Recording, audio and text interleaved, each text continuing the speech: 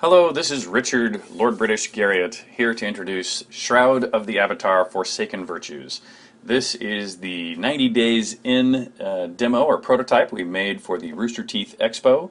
As I noted there, we're only 3 months after the end of our Kickstarter, where we've taken the early prototype that we built with off-the-shelf tools and art, etc., and I'm now building the real games. We're 3 months into an 18-month schedule, but we would like to show the community and everyone the game in progress as we're building it, but please keep in mind the early state of our evolution and as we and judge features appropriately, shall we say. But let us begin. When we start in Shroud of the Avatar, we're going to start outdoors in the outdoor map, the overland map, and we're going to go off exploring for adventure and resources for crafting. As everyone who is familiar with our previous work in Ultima, you know how important to us the professions beyond adventuring are. So in this case, we're going to go off here into these woods. We're going to zoom down into a close-up view of those zooms. About a kilometer. Each of these zones is approximately a kilometer on a side. And now you can see we're running through the forest looking for some resources. In this case, I'm in search of some resources to build some furniture for my home. Along the way, I've run into this spider who's going to try to stop our paths. And you'll notice that the combat right now is in a very simple state. But the combat will become more sophisticated, of course, over time. It's just a simple stand toe-to-toe and fight at the moment. But you may also have noticed that the amount of user interface on screen now, or even during combat, is quite minimal. And that's one of our goals as a project, is to keep the viewport into the virtual world as clean and uncluttered as possible. In this case, we've found a suitable looking tree here that we might be able to harvest for some good hardwoods. Sure enough, we get a few logs out of it, and we'll keep chopping on it and see what else we might, how much we might be able to extract. Got another good log from it. Here we are on our third time, and like there, that seems to have taken the tree down. So that's our indication that that's about as much resources as this particular tree is going to give up on this path. So now we'll go back to the outdoor map and head back into town to see what we might be able to make with the resources we've just acquired. Stepped over to the village, zoomed down into the village. Here we are above a little town called Owl's Head. If we look around, you may have heard a little buzzing sound. What was that? Ah, I see. It's a little Tesla tower that is here in this town, offering a bit of protection. So this is actually one of the relatively safe towns compared to some that are further afield. As we go through here, you'll notice the other NPCs are milling about and barking and preparing for conversation. But here in front of our own house, you'll see a couple of crafting stations. This first station is a sawmill. And the sawmill, as you can see, can be used for a variety of purposes. If you put a log on the top of that sawmill, it broke it down into boards and dowels, which might be useful for making things like tables and chairs. You'll see that also if you put a board on it and use it, it breaks that board down into dowels.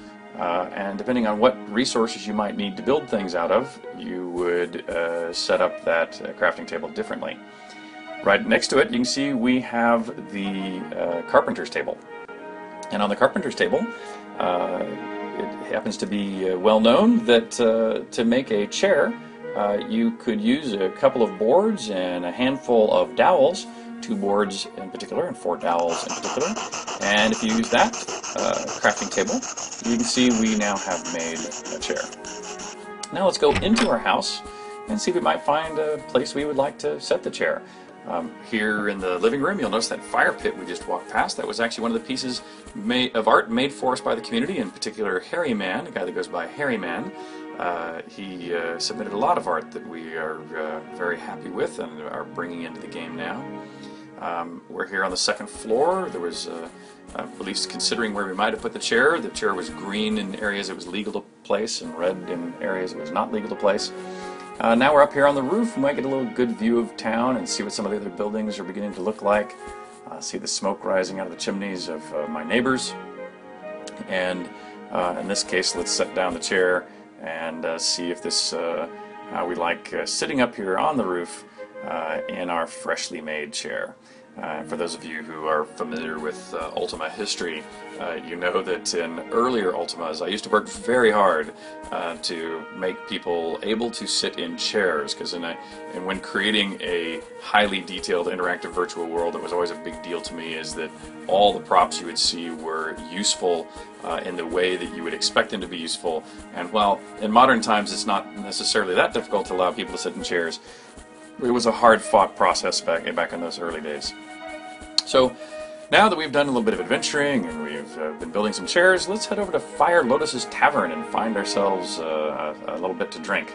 And here you can see the bartender is welcoming us as the first patron of his day.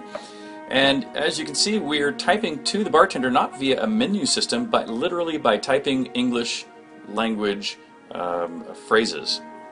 In this case, I've introduced myself by name, and so he's going to now remember me by name.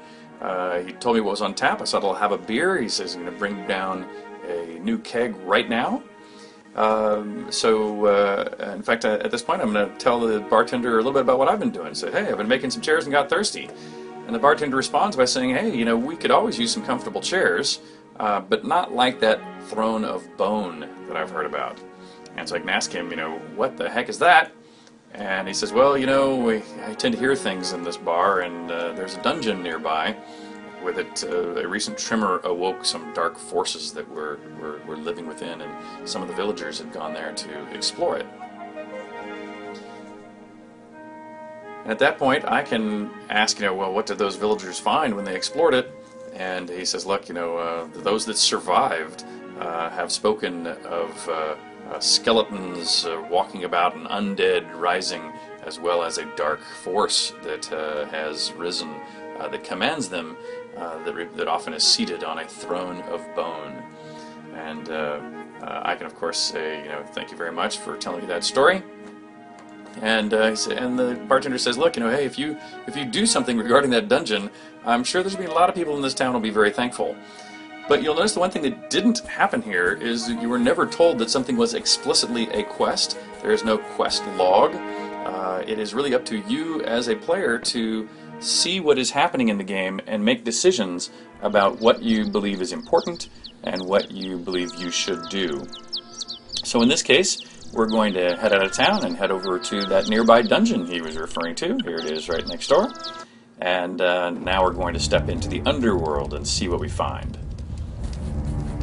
Inside here you can see we've entered into the dungeons, into a crypt-like setting, and we can begin to look here not only for the Throne of Bone, but for these walking undead, as well as maybe some treasure we might find in some of these crypts. You'll notice I can kick the skulls around on the ground. They're just some of our simple early physics objects, and I can often loot the skeletons or crypts that I find along the way for supplies that I might be able to take back to town and sell or fix up for my own use.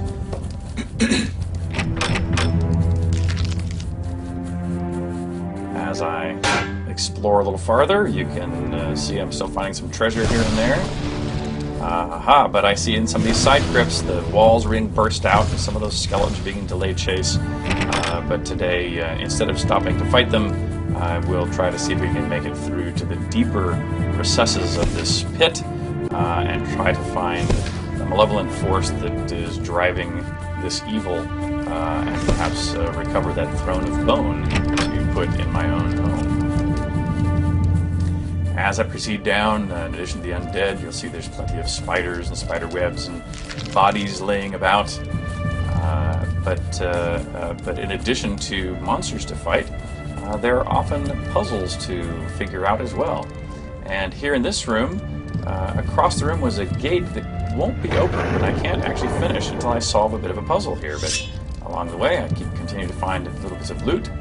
And this puzzle is a puzzle about torches, where you have to turn all the blue torches to red.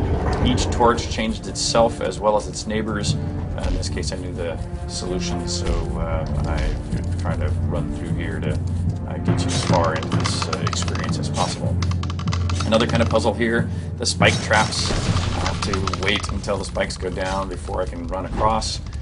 There's a doorway here that was filled in that I can bust down, and that lets me into the final chamber here, where up on the top of that dais is the Grand Lich, who is in fact in charge of this deadly place.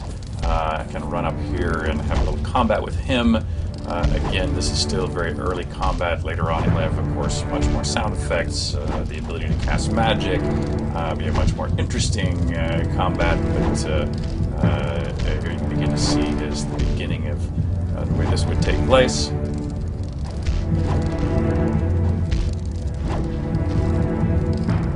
And there, we finally dispatched him, the poor guy. He's down for the count. And here, indeed, is the Throne of Bone, the item which I have sought, which I can now sit and take over his domain or return to my home. Thank you very much.